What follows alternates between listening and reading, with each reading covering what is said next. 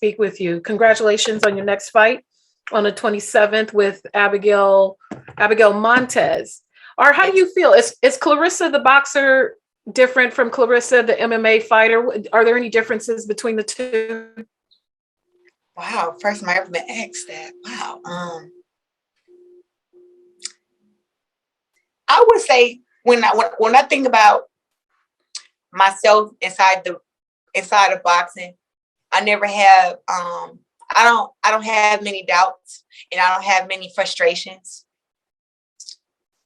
And then when I look at myself inside the cage, because I'm just now starting, it's like I don't have doubts, but I have more frustrations. So I feel like when I do good in MMA, I feel like a little kid inside the candy store. And then when I do good in boxing, it's like, duh, you're the GOAT. That's what you're supposed to do. So it's kind of like I just accept it more when it's in boxing. But when I'm in MMA and I'm doing it, it makes me feel like I've accomplished a lot. So to even be winning fights, to having any success in training and stuff like that, I feel like a little kid inside of a candy store. Mm-hmm. When I was reading your recent interview with MMA Junkie, and I liked how you discussed how if you would have known, you would have gone to MMA sooner. Yeah. And obviously there's a disparity in how it's promoted, and women are promoted differently in MMA than boxing. But with that, there are also the fans, and the fans seem to respect MMA fighters more than boxing fans. Mm-hmm. What do you think the MMA fans have figured out that boxing fans haven't? I think the MMA fans has figured out loyalty, right? You know, I feel like in boxing, we have this thing where you have to be an undefeated fighter in order for us to respect you, right? In MMA, they're like, we're going to respect every MMA fighter, especially the ones who we cheer for, win, lose, or draw, because it takes so much to get inside the cage and so much to be great at that sport. But same thing with boxing. It takes a lot to be great at boxing too. But I feel like the boxing fans are just like, if you're not undefeated or you have all these losses, then they don't respect you as being the great that you are. If you have one bad night, we watched Anthony Joshua be, damn near undisputed, unified champion, have all the belts. Well, have 3 of the 4 belts, and he lost to Andy Ruiz. And to see how even I feel like the UK boxing fans are some of the most loyal fans to their fighters, and they all kind of flipped on AJ, and were saying things like, "Oh, he's not as good as everybody think. He fights like an amateur. He got too much muscle." They were saying all this mean stuff about him, and he was like, "But nobody was saying that mean stuff when he was knocking all the good guys out." Mm-hmm. And then it's like in MMA, like I said, like Conor McGregor has, lost his last 2 MMA fights, last 3. But guess what? His fans still show up to the arena to see him. Still say Conor McGregor is the GOAT. Still respect Conor McGregor regardless of his losses. That's just the difference between the 2 fans. And I feel like in MMA, I'm respected so much because boxers don't make the switch to MMA. Like, I can't even think of a male boxer who came from boxing to MMA and actually won an MMA fight. I think James Toney attempted, and he got taken down the first round, and that was it. Amanda Serrano has done it. She goes and fights in MMA, and she wins. Mm-hmm. But for me, and now I'm doing it, but to do it in the fashion that I'm doing it in, and on the platform that I'm doing it on, I think you're just unseen and I don't even know how to say the word. Unprecedented. I don't know. Mm-hmm. No, you got it right. Unprecedented. And I can't think of a man either. The only fighter that jumps out to me, I think his name, he fought Bernard Hopkins. I think his name is Beirut Shumanov, but he wasn't an MMA fighter. I think he was like a kickboxer or something like that. And that's probably the only thing, but that's a whole different, kickboxing is a whole different beast than MMA. So on that is to be applauded for you to make that transition, because it's a whole different discipline that I don't think people understand. What does your day look like when you're preparing for an MMA fight? Is it we focus on this one day, we focus on that, a combination of how is the approach different to training for a fight? It's a combination of things every day. One, it's our job as fighters to make sure that we are in shape and that we're in shape to to do the longevity of the fight. So my thing is always being in shape to go 5 3-minute rounds, right? Because in boxing it was 10 2-minute rounds. Now in MMA it's 3 5-minute rounds. So 15 minutes of just fighting, being in shape. So I like to get up in the morning and do my cardio and do my strength and conditioning with my boyfriend and just get that together to make sure I got my strength and got my conditioning. Then later on in the day, we have jiu-jitsu. And then I have jiu-jitsu with Coach Tusa, wrestling with Coach Jackson. I go to the wrestling classes that have everybody there. So I do one-on-ones with Coach Jackson and also do the wrestling classes with everybody there. And then I also do pads with Coach Wink, which consists of the punching and the kicking and my kicking drills. My kicking drills, my punching drills, my combinations and everything all together. And then just for the night, I like to just roll out, like light rolling where you roll with somebody and they take you down, you work your way back up, you try to take them down, just being strong in the clinch, knowing how to avoid, knowing how not to get put in bad positions, knowing how to fight the positions off your back, knowing how to, get the full guard or half guard, just like knowing what to do. So that's every day for me. Mm-hmm. I imagine that changes your whole mentality to fighting, because I think about wrestling with my brother growing up, and you know how your siblings pin you down. You're like, no, let me up, and you can't get up. And in MMA, a lot of grappling is that. How has that affected your mental approach? If, say, you're practicing your grappling for the day, and it is a matter of someone just putting their weight on you and holding you down, how do you keep your mind in the moment so you're not frustrated by the challenge, but of how to get out of that? You know what? Look, where do you go? I have accepted that, being on the ground, at first it was a nightmare for me when I first started training MMA. But after doing it, just these past 8 months, now it's like being on the ground is not really such a bad thing. It's all about protecting yourself, right? Knowing what to do or just knowing how not to let them advance their position to where they're on full mount and they're punching me, or where they have me in an arm bar, or they got me any kind of chokes. It's just like being able to avoid those bad positions. So I don't get freaked out by being on the ground. Like, the best thing to do is stay calm so you can figure out what they're doing and fight the hands and fight the elbows, fight the frames, and finally figure out how to get up. So that's my mindset. But I'm not afraid to go to the ground. You can take me down and they may give you 1 point for that, but it's like much more to be done on the ground than just taking me down. Like, you got to take me down, you got to punch me, you got to hurt me down there, and I haven't been hurt on the ground at all. That's excellent. There's a lot of narratives that surround sports. People like to craft narratives around this, you're that. What narratives are you tired of hearing about in the media with regards to women's fighters? What have you heard out there that you just don't want to hear anymore? I just don't want to hear that women can't sell tickets, or women don't have a large fan base. I don't want to hear that shit no more, because it's a lie. I think it's time for women in boxing to start getting the opportunities that the men get, to start being able to fight on major cards, pay-per-view, main events on all these networks, and also being paid correctly. Mm-hmm. Tired of, them making up all these excuses to why women don't get paid the same as the men. It's just childish. Mm-hmm.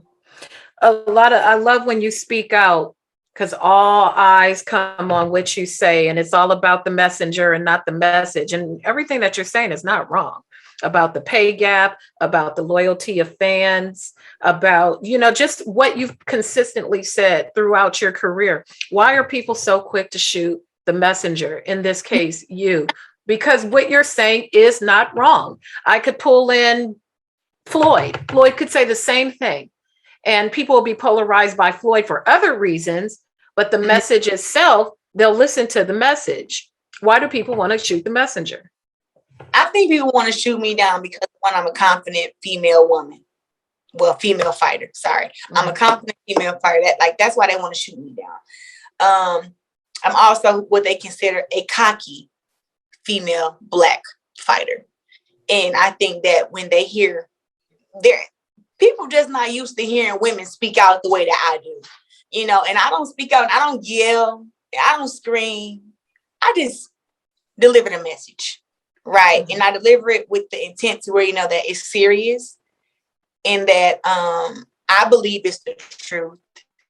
And I also have done my homework to where a lot of stuff that I say is facts, right? So I think people like to dismiss me because they really don't ever want to see women's boxing be on the same level as the men, because it's threatening to them as not just them being fighters, but it's threatening to male boxing fans because they feel like these other men that box make the men in the real world feel superior, right, to women. And that's where they got like, oh, men can beat up women and women can't beat up men, and women fighters can't beat up male fighters, and women fighters can't beat up regular guys.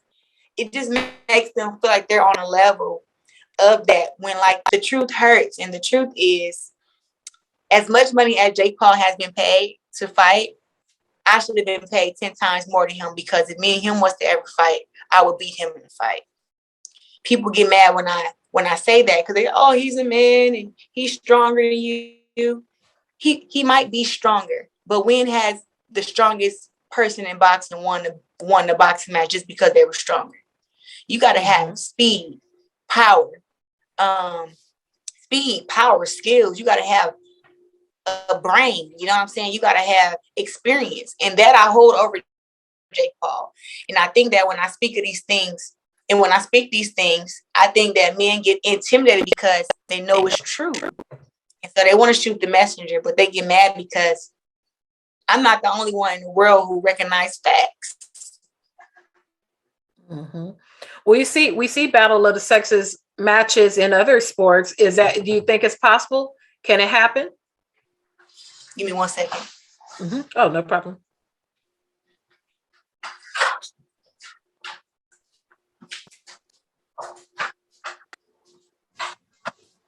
Yep, sorry. So we've seen battle of the sexes matches in basketball, tennis, other sports have done male-female match. Is this possible, or is combat sports always going to be exempt from any type of battle of the sexes? Let's laugh real quick. I've actually had an exhibition fight against a man. I didn't know that. It was an exhibition fight in Flint, Michigan. It was a charity event, and I boxed against this boxer from Detroit. And I don't know, his nickname was Mooka, but I don't know his real name. But I boxed against him, and this was before they started all these exhibition stuff that they got now. But it was for a charity event, and I literally had on a dress, and it was a ball gown dress. And then I end up changing into my boxing outfit, and me and him boxed 4 rounds in front of a sold out crowd at the Dork Federal. This was in 2015, 14, and so it has happened. And I think boxing can have battle of the sexes. Rather it's in sparring, rather it's exhibition, rather it's a real fight. I think that is definitely possible. It just depends on which females you picking. Mm-hmm. Mm-hmm. Nah, they pick me. It's going down. Oh, there you go. Yeah, I was saying now, sure.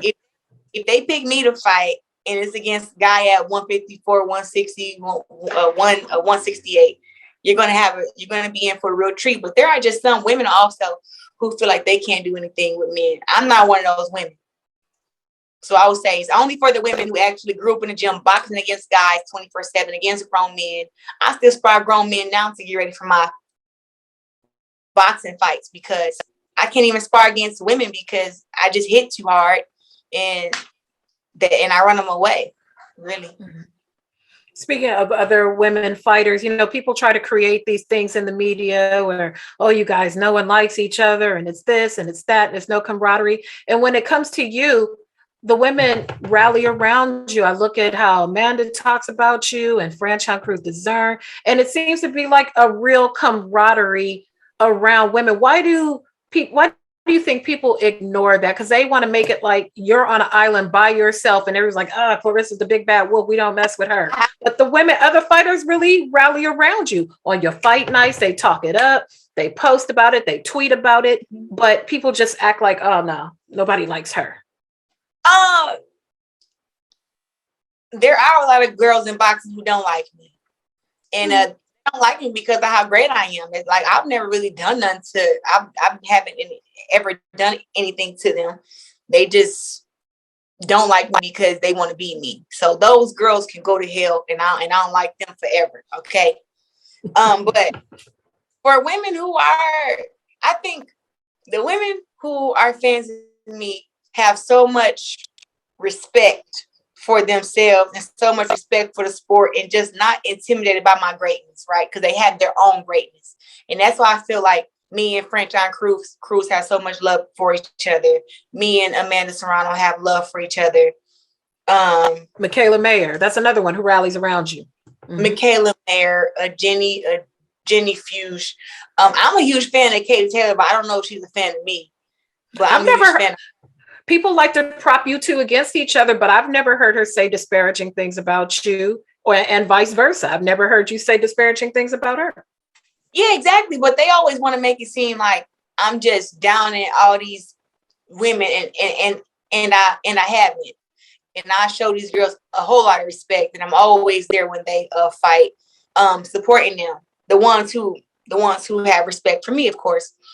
I think just women, period, are catty. And I think that the fans are catty, and that drama and negativity sells. So that's why I'll always be the bad guy, because I'm not going to just speak about what they want me to speak about. I'm not going to overlook something that was said. I'm not going to, be the bigger person. Like, I'll be the bigger person when I go to church. I'm not going to be the bigger person when it's a freaking press conference. So, amen. Exactly. I just think that I don't know. I think women are just catty, and the ones who have their own greatness can respect my greatness and know that we can all rally together instead of just always being against each other. Mm-hmm. I think men are catty. I think the men are more catty than the women, and they egg that on because they don't know what to do with you guys. So, okay, well, let's pit them all against each other because we don't know what to do with these women. So we'll just, we'll puppet master and stir the pot and make it seem like it's more than it is. Happened yesterday. So I basically said that Jake Paul can beat me in a boxing match, and I never fight on an undercard of him. But I also said that, Amanda Serrano, from my knowledge, she made $75,000 for her fight. And I'm like, but the guys made millions. I'm like, that wasn't right, but the fact that what she was paid wasn't right, and that she was and that she wasn't the main event wasn't right to me. And that's why I wouldn't do it. And I think people were like, oh, you Serrano, blah, blah, blah. It was like, no. The shot was clearly to Jake Paul. Just to Amanda, like when I said that, that's information that I know. And it was more of like, if she did get paid $75,000 or $100,000 or $200,000, whatever it was, she still deserves more. That's the thing. It's like, yeah, you're getting paid a lot of money, or more than the other women fighters, but there is work to be done. I got paid $350K for my last fight with Showtime, but guess what? It's more work to be done. That's not going to be the peak for women's boxing. We got work to do. And the fact that Jake Paul can go on there and make $2, $3, $4 million, and she getting 200 or 75, whatever it was, it's like, no, she's a 7-time division world champion. I'm a 3-time division world champion. Like, and a no. 2-time Olympian. Yeah, all that. We should never fight on the card of a Jake Paul, but I understand her positioning. Like, I think it's great for her. Mm-hmm. It just wouldn't be the same for me. That's all. As you say that number that you got paid for Showtime, $350K. If you were in the NBA, if you were a man in the NBA and you never got off the bench, that is the minimum salary for a player in the MMA, and they never even have to play a game. $350K, if I'm not mistaken. Never have to play. Not once. Not once. Well, I have one more question for you, ma'am, because I was particularly excited about this. I saw it in Variety about the Flint Strong film and that Ryan Destiny was cast. I was next to Ryan Destiny at Magic Mountain recently, and it didn't click to me who she was until later, and I saw who she was with. I was like, oh, wait, because I would have asked her about that. How is that going? How are the people of Flint doing? Are we getting some progress with the water there? Because I don't want that to ever be forgotten. What's happening to the residents there? Where is the city at with that, if you know? And where is your project going with that? Because I know COVID kind of derailed a whole lot of things for a whole lot of people. Yep. So the first question I'll answer is Flint is striving. Flint is a very resilient city. Even with the water crisis, they've been making a way to get through it. Thanks to everybody who continues to send water and pallets of water to Flint. But Flint is definitely still just a surviving city. And I think that it's getting better, but we still need the pipes fixed. And that's not fixed in all the neighborhoods yet. Mm-hmm. But the city got some great people. And they're not letting the water crisis stop them from doing anything. I'll just say that. Now, as far as in the Flint Strong movie, the movie is going very, very well. I believe that they're almost done shooting. Ice Cube's playing my coach, Jason Crutchfield. Ryan Destiny is playing me. We got some other stars who will be in the movie. Barry Jenkins is the writer for the movie, and he had got an award. I'm trying to think about what it was. I think it was. I have it right here on my desk. Underground Railroad. Yeah, he had got but what was the award? He was nominated for an Academy Award or not, something like that. Yeah, got like a best writer or something like that. So I've actually been able to read the script for my movie, and I was very impressed with him. And we were able to talk for hours and hours about it. And I think he did a phenomenal job. And I love the way that I'm portrayed in the movie because that's who I am. And I'm just happy that I don't have to play myself like Fantasia. I'm not playing myself in the movie. Like, we got the documentary T-Rex, that's all you're getting out of me. I'm not.